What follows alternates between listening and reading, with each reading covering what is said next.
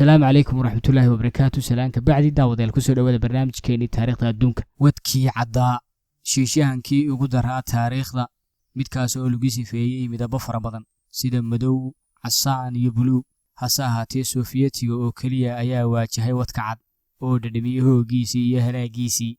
وحقو كليجي كدلي مدو جي سوفيتي شمبغوليا شناس كلي بقول درارود جدهود هذا بواكما ودكعدي سيمو هاي وابيروليه baqaha galiyay ciidankii colka cas hadaba maxaa dhacay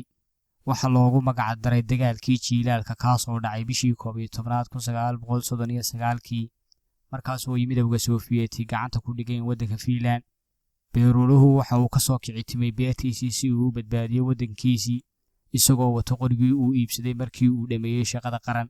kadib 14 sano ka hor waxa ay ku tilmaamaan muwaadiniinta wadankiisu midaan caadi ahayn oo la yaab badan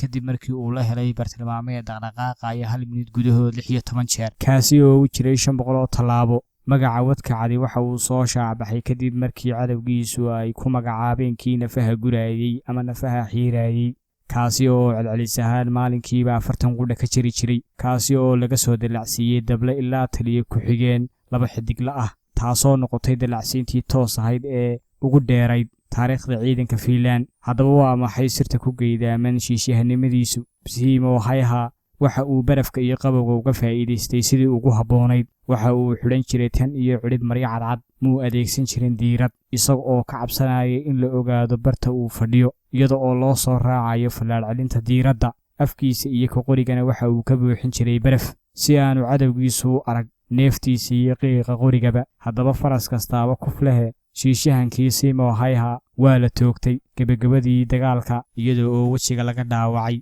hase yeeshee reerayntii Soviyeetku ma sii waarin Simo waxa uu waayay qayb weyn oo kamid ah daankiisa hoose laakiin midaasi ma noqon mid soo afmeerta noloshiisa hase yeeshee waxa uu galay kooma dheer oo qaadatay 100 cisho waxaanu soo kacay dhamaadkii dagaalka maalin kadib dagaalkani waxa uu Soviyeetku ka dhaxlay inuu ku waayo 300,000 oo askari kuwaasi oo isugu jiray dhimasho dhaawac iyo firxad ilaa maanta waxa ay Finlandiisku ku faanaan weedha in Stalin ku qasbanaaday inuu qaato nabad kadib markuu ogaaday inaanu Simo dhimanin dawladda Finland waxa ay ku maamustay guulihiisii beer weyn iyo maamus ciidameed kale Simo waxa uu noolaa muddo dheer oo ku siman 29 sano hadaba waxa aan shaki ku geedaanay shiishahanka iyo bartilmaameedkiisa inay u dhaxeeyeen ilbiriqsiyo dib leh wixii yaabka ahaase waxay ahaayeen in shiishahankii aan surmaseegtada lahayn uu 2002 ku duldhintay sariir dusheed